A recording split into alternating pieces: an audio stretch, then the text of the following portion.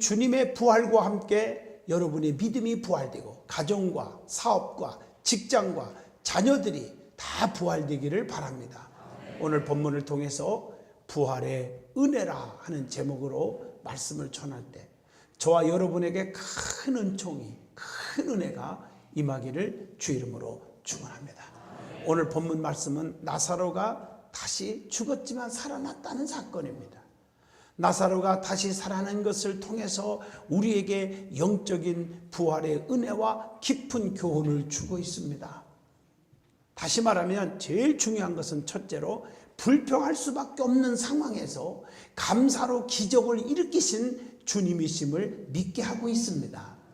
나사로는 나의 친구라고 요한복음 11장 11절에 그렇게 주님이 표현할 정도로 아주 가까운 자였습니다. 그런데 요한복음 11장 39절 보면 나사로는 병들었고 죽었습니다. 장사에 지냈고 시체가 썩어서 돌로 무덤으로 이렇게 막아놨지만 악취가 나고 있어요. 지금요. 상황이 종료되었습니다. 주님은 하나님 앞에 얼마든지 이렇게 말할 수 있을 거예요. 하나님 그럴 수가 있습니까? 나의 친구를 그렇게 죽게 놔둡니까?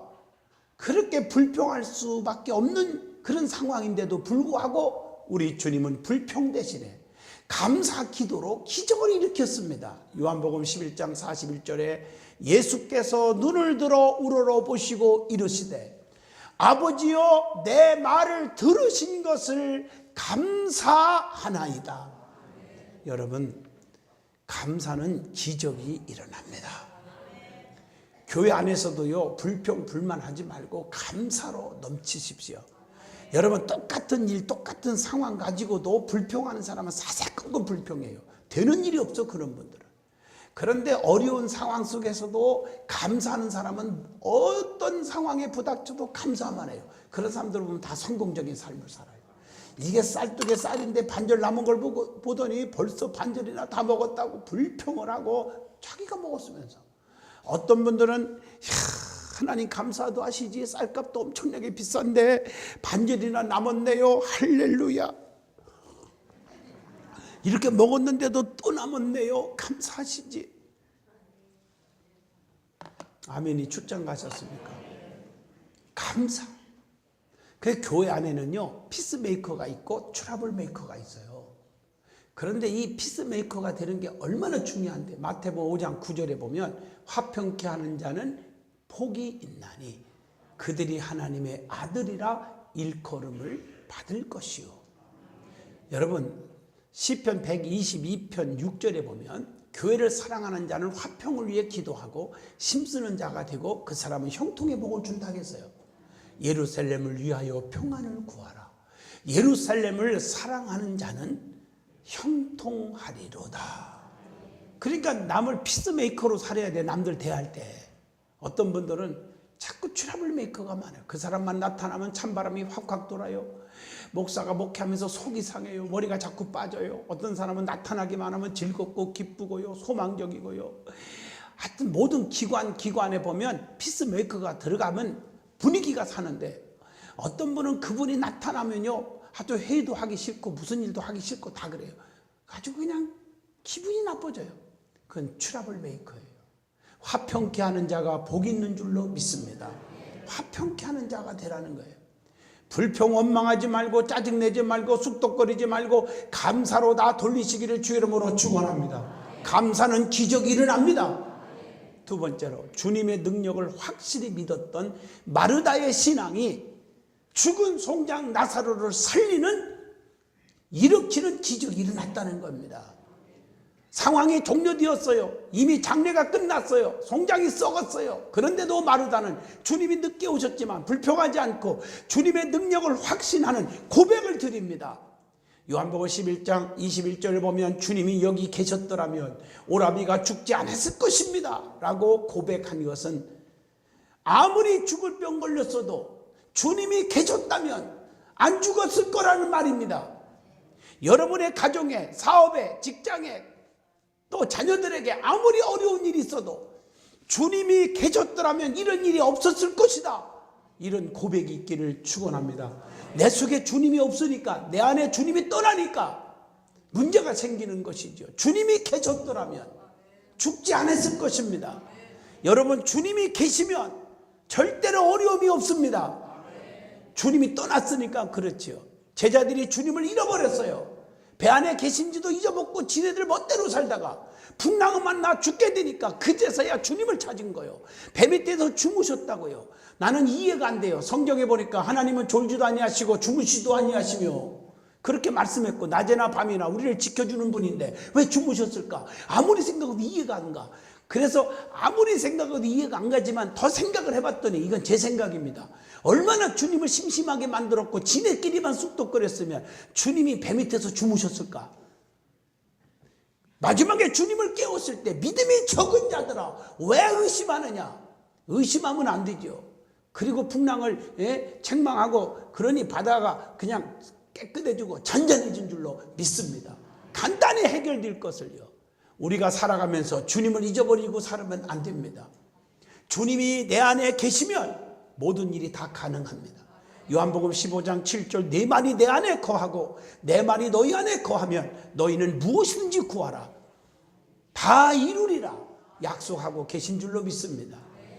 오늘 이런 믿음의 소유자, 주님의 능력을 믿는 소유자이기에 요한복음 11장 22절에 이렇게 고백합니다. 그러나 나는 이제라도 주께서 무엇이든지 하나님께 구하시는 것을 하나님이 주실 줄로 아나이다.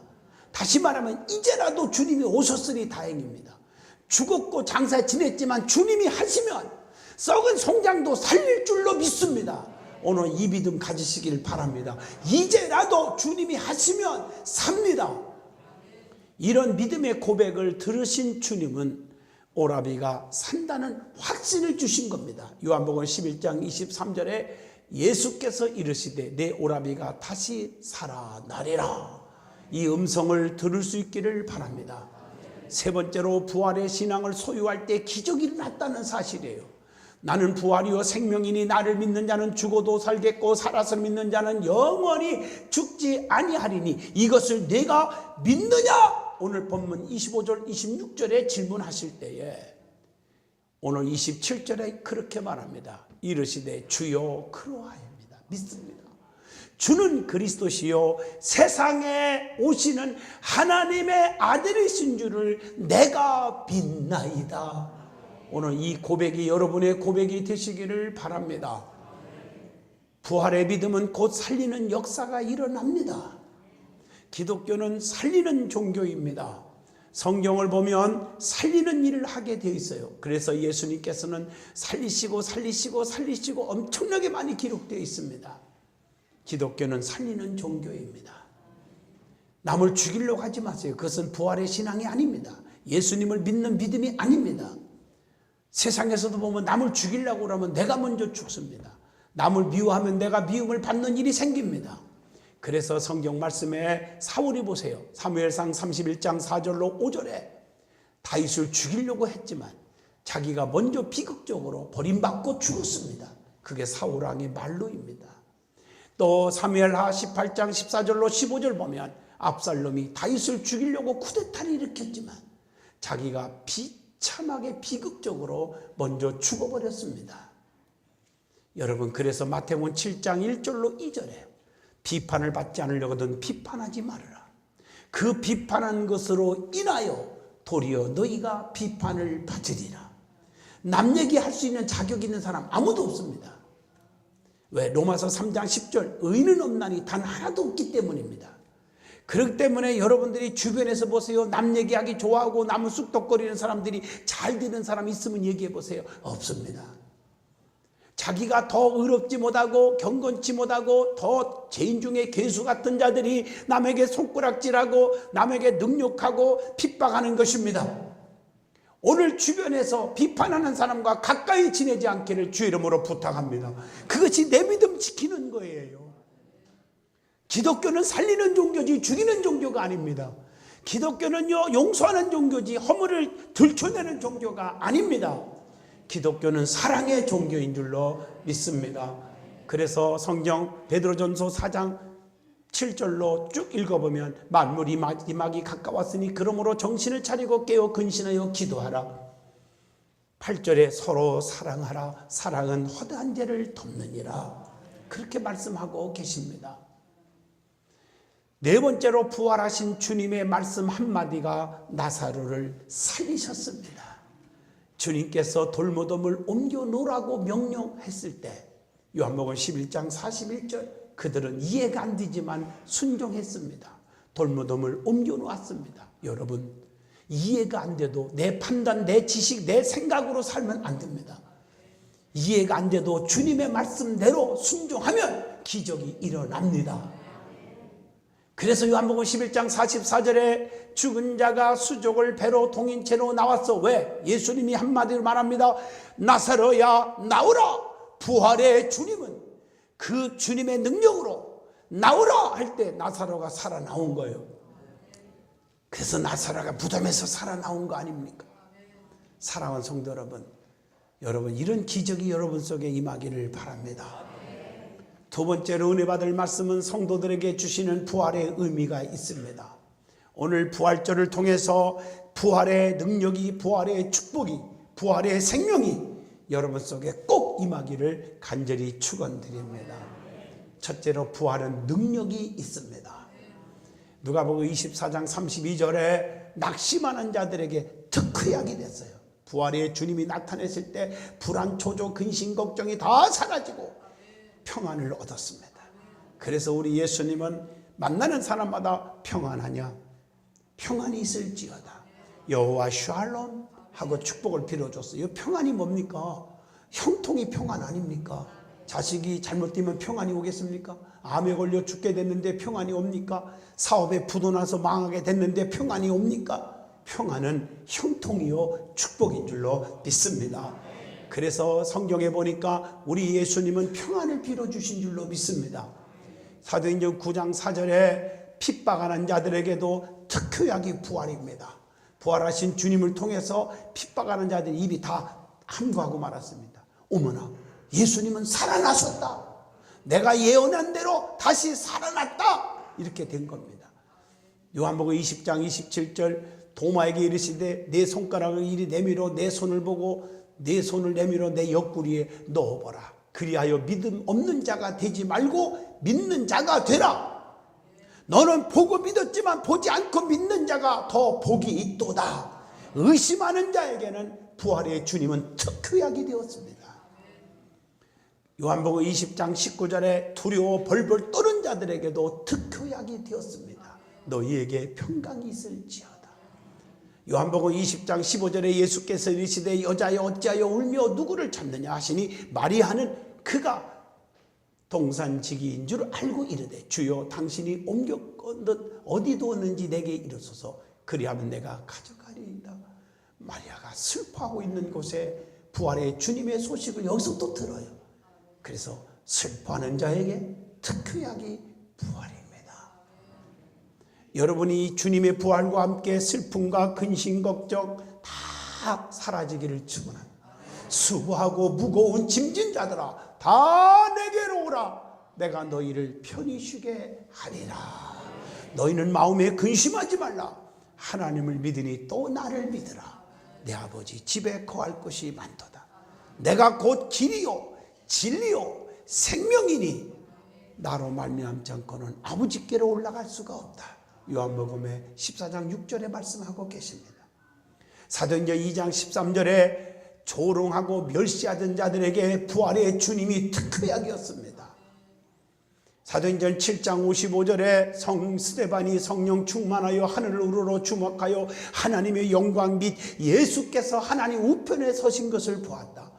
여러분, 임종하는 자, 순종하는 자들에게 주님의 부활은 특효약인 줄로 믿습니다. 부활의 주님을 보신 겁니다.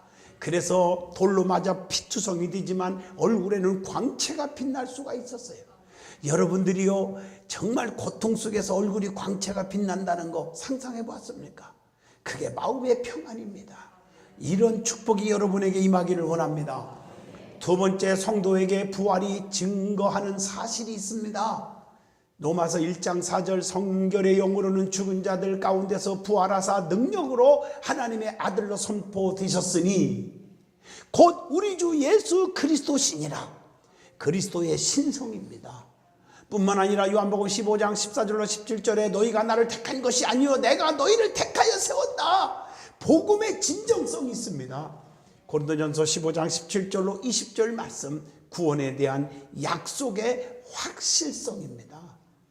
고린도전서 15장 54절 57절에 이 썩을 것이 썩지 아니함을 입고 이 죽을 것이 죽지 아니함을 입을 때에는 사망을 삼키고 이기리라고 기록된 말씀을 이루어지리이다. 사망에 대한 그리스도의 승리입니다.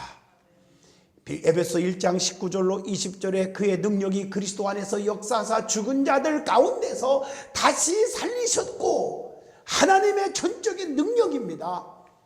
데살로니가전서 4장 13절로 18절 보니까 주께서 호령과 천사장이 나팔소리와 함께 주님이 공중으로 강림하시니 무덤에 있는 사람들이 먼저 죽은 자들이 예수 믿고 죽은 자들이 다시 부활되고 살아있는 저와 여러분이 들림받을 줄로 믿습니다. 그때 아멘 예수여 어서 오시옵소서 맞이할 날이 옵니다. 성도들의 부활의 확실성입니다. 그리고 계시록 1장 18절 마귀 사탄 귀신들의 궁극적인 패배를 보여준 것이 부활입니다. 그리고 베드로전서 1장 3절 부활을 통해서 성도들을 거듭나게 하십니다. 베드로전서 1장 3절 우리 주 예수 그리스도의 아버지 하나님을 찬송하리로다. 그의 많으신 긍휼대로 예수 그리스도를 죽은 자 가운데서 부활하게 하심으로 말미암아 우리를 거듭나게 하사 산 소망이 있게 하시며 성도에게 산 소망이 있게 하신 것입니다. 그리고 베드로전서 1장 4절에 썩지 않고 더럽지 않고 쇠하지 아니하는 유업을 있게 하시나니 곧 너희를 위하여 하늘에 간직한 것이니 성도에게 기업을 있게 하십니다. 다시 말하면 기업을 있게 하시고 축복을 주시다가 주님이 오실 때, 다시 오실 때 성도는 데살로니가전서 4장 16절로 18절 말씀처럼 다 들림받을 줄로 믿습니다. 그날이 있습니다. 우리 부활의 축복이 여러분에게 임하기를 바랍니다. 세 번째로 구약성경, 신약성경 말씀을 통해서 죽은 자가 살아난 사실을 통해서 주님의 부활의 예증을 알게 해주고 있습니다. 구약에는 많은 부활의 예증이 있지요. 죽은 자가 살아난 예증들이 열왕기하 4장 32절로 37절에 수렘 여인의 아들이 죽었는데 다시 살아났습니다. 하나님이 살려주셨습니다. 열왕기상 17장 22절에 사르밧 과부가 아들이 죽었는데 다시 살아났습니다. 주의 종의 눈물의 기도로. 신약에서도 부활의 예증이 많지요. 마가복음 5장 41절로 42절에 야이로의 딸이 죽었는데 우리 주님이 살려냈잖아요. 누가복음 7장 11절로 17절에 나인성의 과부가 아들 하나 있는데 그게 죽었어요. 장세를 지내고 상해 속에다 넣고 울고 가는데 우리 주님께서 걸음을 멈추시고 청년아 일어나와라 한마디 하니 살아나온 줄로 믿습니다. 사도행전 9장 36절로 40절에 보니까 요바에 살던 다비다가 죽었는데 다시 살아났습니다. 사도행전 20장 9절로 12절 보면 드로아에서 유두고가 다시 살아났어요. 여러분 오늘 말씀도 요한복음 11장 41절로 44절 보면 죽은 지 사흘 되는 나사로가 무덤에서 썩은 송장이 다시 살아났지 않았습니까? 네 번째, 성도는 부활의 은혜를 받고 삽니다. 그 성도들이에요. 부활의 은혜는 어떤 은혜일까? 제일 중요한 것은 변화의 은혜입니다. 죽은 자가 살아났다는 것처럼 죽은 믿음이 다시 살아나는 것을 의미하죠. 야고보서 2장 26절 영혼 없는 몸이 죽은 것 같이 행함이 없는 믿음은 죽은 것이니라. 여러분 행함이 없는 자가 많아요. 말로는 자기가 1등 신자예요. 제가 일산 기독교 연합회 부활절 연합예배를 오늘 전 교회들이 모여서 드리면서 부족하지만 오늘 새벽 5시에 설교를 했죠. 거기서 말씀한 것이 여러분 기억이 나지요. 우리는 말꾼이 되지 마라. 구경꾼 신자가 되지 마라. 일꾼 신자가 되라. 거미 같은 신자가 되지 말고 개미 같은 신자가 되지 말고 꿀벌 신자가 되라. 말씀 기억하십니까? 오늘 여러분이요 영혼 없는 몸이 죽은 것 같이 행함이 없는 믿음은 죽은 것이다. 입술로 누가 충성 못합니까? 말로 누가 다 못합니까? 실천하는 자가 되기를 바랍니다. 오른손이 하는 일이 왼손이 모르게, 왼손이 하는 일이 오른손이 모르게 온유와 겸손하게 충성하면 주님이 다 보상해 주시리라. 갚아 주실 줄로 믿습니다. 여러분, 행함이 따르는 믿음을 가지십시오.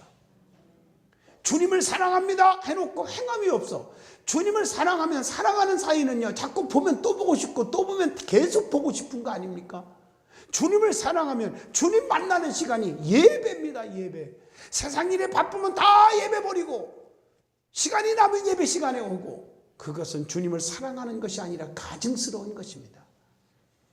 가장 귀한 시간 먼저 드리는 것, 이게 믿음인 줄로 믿습니다.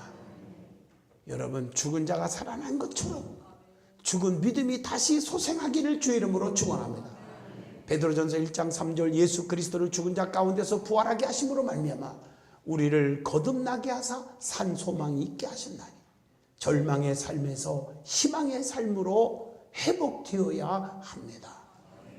또 누가복음 23장 34절 말씀처럼 이에 예수께서 이르시되 아버지, 저들이 죄를 알지 못하고 짓는데 하나님 용서해달라고 정죄의 삶에서 용서의 삶으로 회복된 것입니다.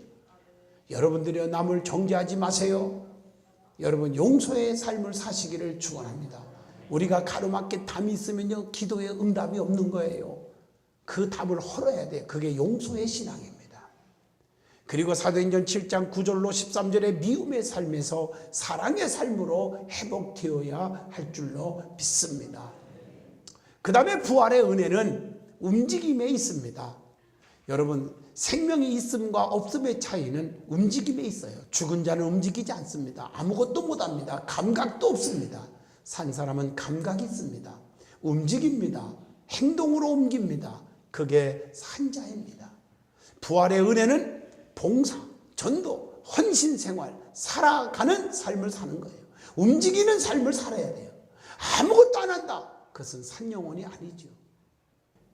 결론을 내리겠습니다. 교회 안에는 여러 종류의 성도가 있죠. 피스메이커가 있고 트러블 메이커가 있잖아요.